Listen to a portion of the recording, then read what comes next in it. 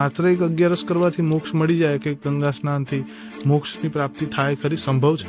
ભગવાન પોતે પણ જો તમને મળી જાય ને ભાઈ, તમે હું આપણે સામસામે બેઠા છીએ, ખૂબ પ્રેમથી વાતો કરી રહ્યા છીએ, આત્મીયતાથી, આ રીતે સ્વયં આ વિશ્વનો બનાવનારો પરમાત્મા જો સામે તમારી રીતે આવી રીતે આવીને બેસી જાય, છતાં જીવાત્માને મોક્ષ મળે નહીં. કારણ કે મૂળમાં તમારી પોતાની ઈચ્છા જ નથી.